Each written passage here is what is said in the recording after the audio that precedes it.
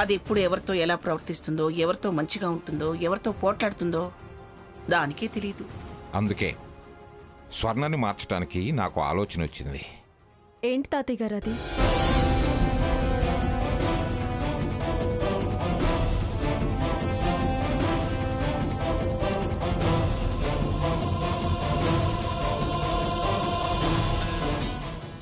అందుకు సాకేత్ వింటాడా? విషయం ముందుగా వాడి చెవిని వేసే మనం ప్రొసీడ్ అవుదాం. మనం ఈ అవకాశాన్ని మనకు అనుకూలంగా మార్చుకుందాం. బాగుంది, మీ ఆలోచన బాగుంది. అపార్థం చేసుకోకుండా హంసతో కూడా ఒక మాట చెప్దాం తాతయ్య గారు. చెప్పడమే మంచిదమ్మా సీత. లేకపోతే కన్ఫ్యూజ్ అయితే మొదటికే మోసం వస్తుంది. మోసాన్ని మోసంతోనే కదా దెబ్బతీయాలి. ఈ దెబ్బతో స్వర్ణ చితికిపోయిన చిన్న మెదడు బాగుపడుతుందేమో చూద్దాం.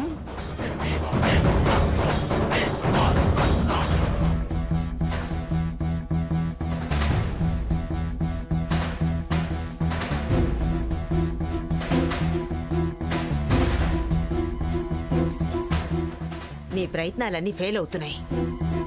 అదేమో రోజు రోజుకి సాకేతికి దగ్గర అవుతుంది. తొందరపడు స్వర్ణ, లేకపోతే సాకేత్ చేజారిపోతాడు. ఫెయిల్ అవుతున్నావని నువ్వే అంటూ తొందరపడు అంటే నేనేం చేయాలి?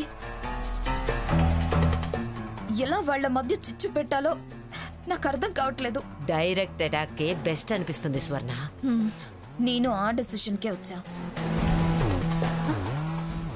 స్వర్ణ, స్వర్ణ, స్వర్ణ, ఏమిటి? ఏమైందే?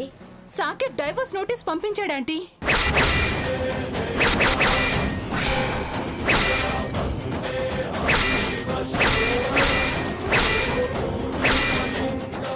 ఇదిగోవే.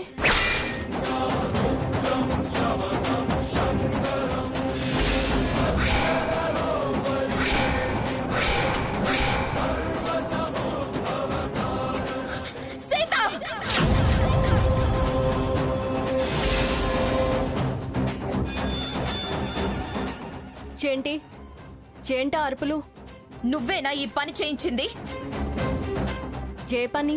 బావతో నాకు డైవర్స్ నోటీస్ పంపించి ఏం తెలియనట్టు మాట్లాడుతున్నావా? నేను పంపించమండవేంటి? నీ సపోర్ట్ లేకుండా, ఆ ముసలావిడ మద్దతు లేకుండా నాకు నోటీస్ పంపే ధైర్యం బావకి లేదు. అదే మరి నీ తెలివి. నీకీ పరిస్థితి ఇదివరకు కూడా వచ్చింది. అప్పుడు మేము సాకేత్ని మందలించబట్టే నీ కాపురం నిలబడింది. నిన్ను సమర్థిస్తూ నీ సంసారం బావుండాలని శతవిధాల పోరాడే మమ్మల్ని ఇవాళ తప్పు పడుతున్నావు. మా సమర్థింపుని వెక్కిరించావు. అందుకే నీ కర్మ ఇలా కాలింది. మమ్మల్ని నానా మాటలని లెక్క చేయడం లేదు. మాకు ఎదురు తిరిగినా పర్వాలేదు. కట్టుకున్న వాడిని లక్ష్య పెట్టక ఇంత దాకా తెచ్చుకొని ఇప్పుడు మమ్మల్ని అంటున్నావేంటి? అయినా వద్దు పో, నీకు నాకు ఏ సంబంధం లేదు, నా హక్కులు నేను చట్ట ప్రకారం పొందుతా అన్నావు. ఇప్పుడు తన చట్టానికి లోబడి నీకీ నోటీస్ ఇస్తే గింజుకుంటున్నావేంటే? అవకాశం దక్కిందని, నీ ప్రమేయం లేకుండా నువ్వు అనుకున్నది నీకు దక్కుతుందని సంతోషించు. ఏంటి సంతోషించాలా?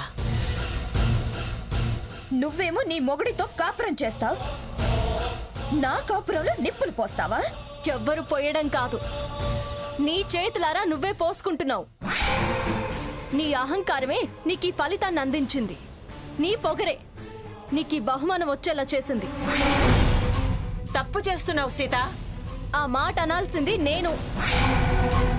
దానికి తప్పుడు మాటలు చెప్పి తప్పుడు దారులు నడిపించింది నువ్వు. మా మీద తిరగబడేలా చేసింది, మోసం చేసి ఆస్తుల్ని లాక్కునేలా చేయించింది నువ్వు. నీ పగ ప్రతీకారం కోసం దాన్ని పాపిష్టి దానిలా మార్చింది నువ్వు. దాన్ని మాకెవరికి కాకుండా చేశావు. ఇప్పుడు భర్త కూడా కాని దానిలా చేస్తున్నావు. ఎంత కడుపు మండితే సాకేత్ ఈ పని చేసుంటాడు. ఈ విషయంలో మేమెవరం కలగ చేసుకోం. మొత్తం సాకేత్ ఇష్టానికే వదిలేస్తాం. ఇక దీని విషయంలో జాలి, దయ, కరుణ, క్షమాపణలంటూ ఏవీ లేవు. వదిలేస్తున్న ప్రతిసారి మీరు మా మీద కత్తి నూరించారు. ఇప్పుడు ఆ కత్తులు మీ పీకల మీదకొచ్చాయి. తలలు నరుక్కుంటారో లేకపోతే వాటిని వదిలేసి సాకేత్ కాళ్ల మీద పడతారో మీ ఇష్టం.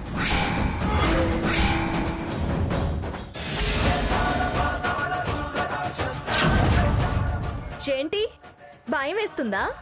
వెన్నులో వణుకు పుడుతుందా? నేను ధైర్యం నూరిపోసానన్నావుగా. ఈ ముసల్ది నీకు ధైర్యం చెప్పలేకపోతుందా? నీ భయం, నీ కలవరం నీ నుదుటి మీద చెమటలే చెప్తున్నాయి. నేనేం భయపడ్డం లేదు. అయితే నోటీస్ ఎందుకు విసిరేసావు? నా ఇష్టం, నీకెందుకు? నీ కోరిక నన్ను బావకి దూరం చేయటమేగా. అవును, అదే. అయితే ఏమంటావు? స్వార్థంతో నువ్వు ఇంతమందిని వదులుకోగలేంది నేను నిన్నొక్కదాన్ని సాకేత్కి దూరం చేస్తే తప్పేంటి? స్వర్ణ, ఈ నోటీస్ వల్ల ఏమవుతుంది? కేసు గెలవాలి. నిన్ను గెలిపించడానికి శ్రీరామున్నాడు. సాకేత్ ని గెలిపించడానికి మా వెనకాల జడ్జి గారైన మా తాతయ్య గారున్నారు. నిన్ను వదిలిస్తేనే గాని అతని జీవితం, మా జీవితం ప్రశాంతంగా ఉండదు. ఈ పిచ్చి కూతులకి భయపడాల్సిన అవసరం లేదు స్వర్ణ. అది చూద్దాం.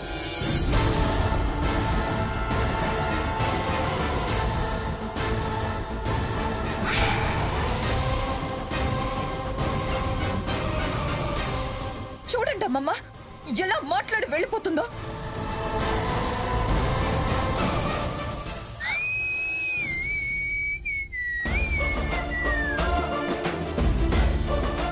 తమరు సాకేత్ భార్య, అందుకనేనా అలా చాటుమాటుగా చూడ్డం, నక్కి నక్క వేషాలు వేయడం, అనుమానపడి అనుసరించడం? ఈ ఏడుపు ముందే ఏడిస్తే నేను సాకేత్ మీద మనసు పారేసుకునేదాన్ని కాదు కదా. హవేవో, నేను అదృష్టవంతురాల్ని. అదృష్టవంతురాలివా? ఎస్, అందుకేగా సాకేత్ నీకు నోటీస్ పంపించింది. దానికి నోటీస్ పంపిస్తే నీకేం అదృష్టం? లీగల్ గా క్లియరెన్స్ ఉంటే ఫ్యూచర్ లో ప్రాబ్లమ్స్ రావు కదా. నాకు ఆ మనసులో స్థానం ఇవ్వబట్టే కదా ఈవిడ్ని వదిలించుకునే ప్రయత్నం చేస్తున్నది. వాడో మూర్ఖుడు. కాదు, నేను అభిమానించే మనిషిని పొరపాటున ఒక్క మాటన్నా సహించను.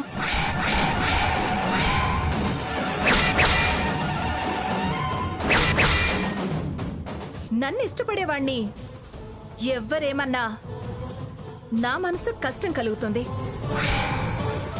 నా కోపం వస్తే ఎవ్వరినీ సహించను. సాకేత్ ఈ డైవోర్స్ కేసు గెలవాలని మొక్కుతున్నాను.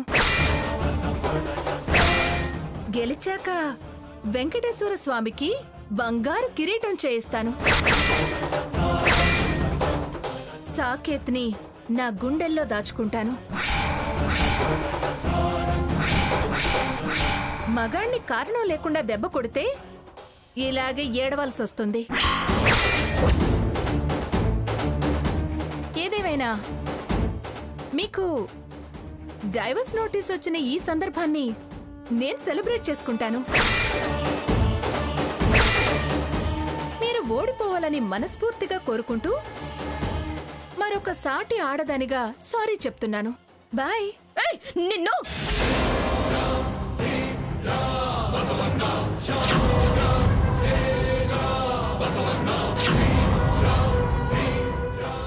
వెనకాల చూడు, గార్డ్స్. నేను ఊ అంటే చాలు నీ అంతు చూస్తారు. మొగుణ్ణే వదిలేయాలని చూసిందానివి, నీకెందుకే పొగరు, అహంకారం? సిగ్గుతో తలదించుకోవాల్సిన దానివి చెయ్యెత్తుతున్నావా చెయ్యి. రేపు సాకే చెయ్యి అందుకున్నాక చెప్తాను నీ సంగతి.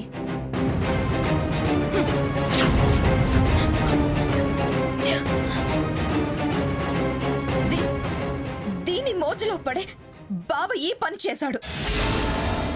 సీతను కోట నుంచి, దీన్ని బావ ధ్యాస నుంచి బయటికి గంటందే నేను నిద్రపోను. ఎంత దూరమైనా వెళ్తా. వీళ్ళని వదలను, వీళ్ళని వదలను.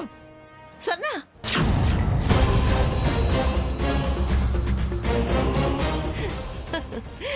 అయిపోతుంది. మొత్తం మంగ కుటుంబం చిన్న భిన్నమైపోతుంది. నా పగ ప్రతీకారం తీరే రోజు దగ్గరవుతుంది.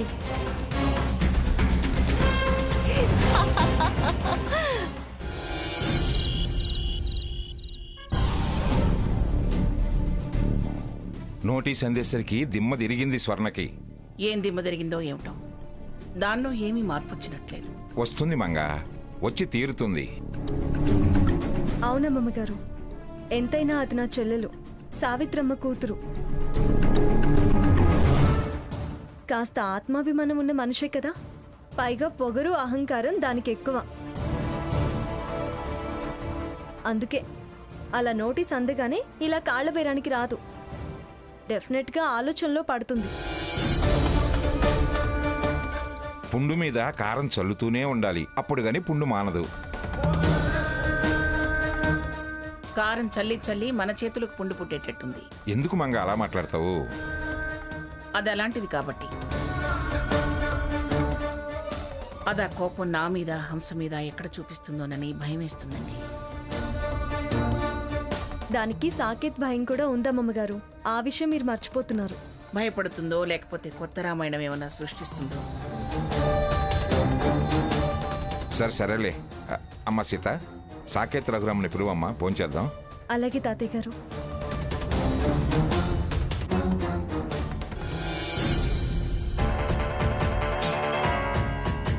తప్పైంది, ఆశపడ్డాను అని ఇదిగో ఈ పెద్ద ఆవిడ్ని చంపలేసుకోమను.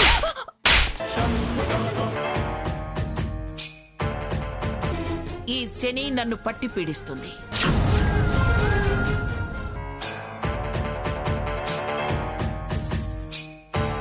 సాకేత్ని నా గుండెల్లో దాచుకుంటాను. రేపు సాకేత్ చెయ్యి అందుకున్నాక చెప్తాను నీ సంగతి.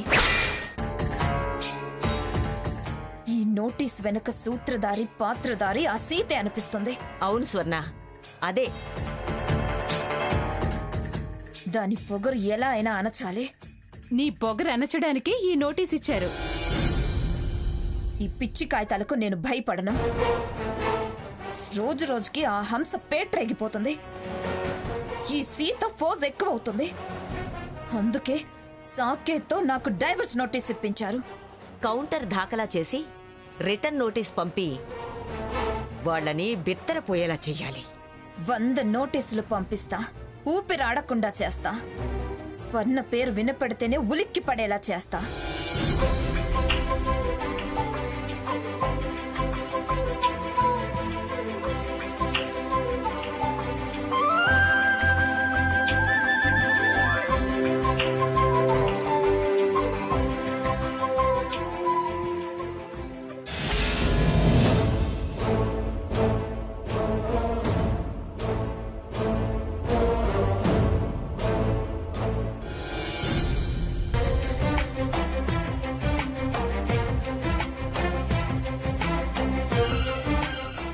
ఏమ్మా హంసనందిని, నీ భోజనం అయిందా?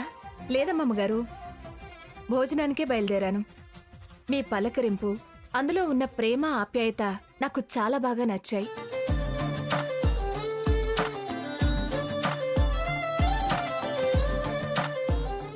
అవును, మీ భోజనాలు ఇంకా కాలేదా? ఇప్పుడే మొదలు పెడుతున్నావమ్మా.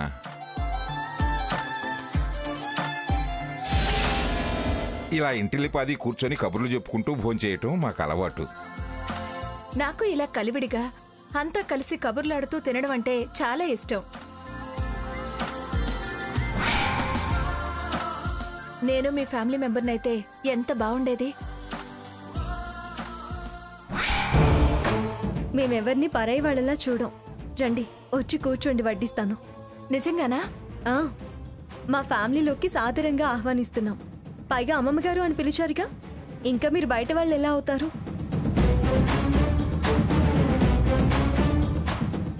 రామ్మా, వచ్చి కూర్చో. రామ్మా కూర్చో.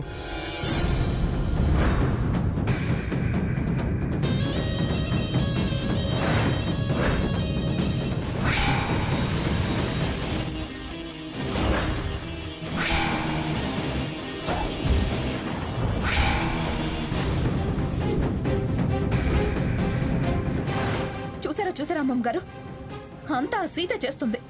ఎలా వరుసలు కలిపేస్తుందో చూడు. మీరు శాకాహారులా? ఎందుకు వాడిని అలా అడిగారు? ప్లేట్లో నాన్ వెజ్ లేదు అందుకని. మధ్యాహ్నం కోడి ఇంకా కడుపులో కూస్తూనే ఉంది. కనీసం గుడ్డుతో అయినా కొట్టండి, అదే నోరు మూస్తుంది.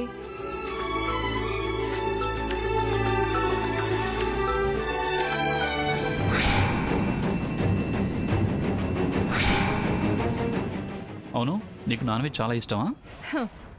అది లేందే ముద్ద దిగదు. ముద్ద వెనకాల ముద్ద వీడు మొక్కలతోనే దించుతాడు. అలాగా?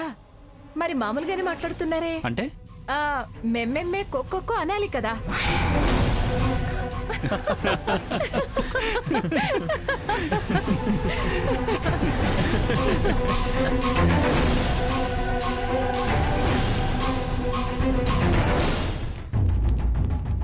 మాటకారండి మీరు. నీలో చాలా కలుపుకొలుతనం ఉందమ్మా. అవును గ్రాని, త్వరగా కలిసిపోతుంది కూడా. మీకు మాత్రం కాస్త మడి ఎక్కువే. వీడి సంగతి మీకు తెలియదండి. నాకైతే పీచు మిఠాయి పుల్లకి పెట్టుకున్న బాలుళ్లాగానే ఉన్నాడు.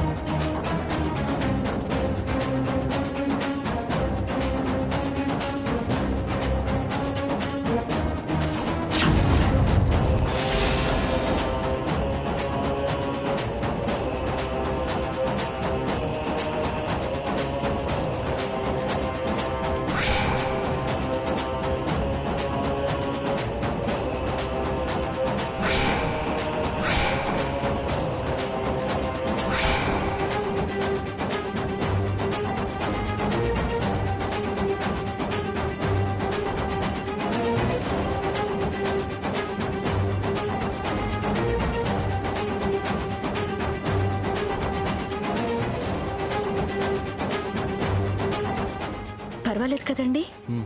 థ్యాంక్స్ అండి. It's okay.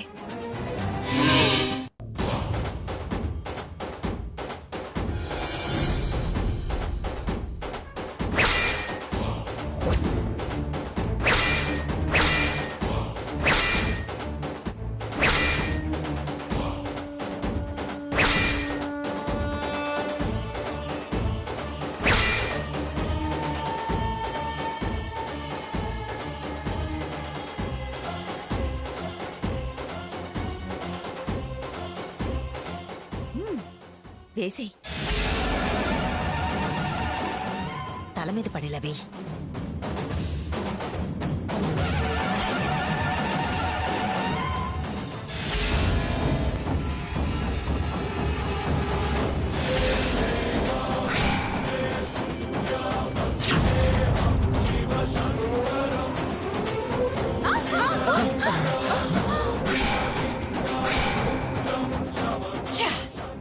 మిస్ అయిపోయింది. ఎవరది?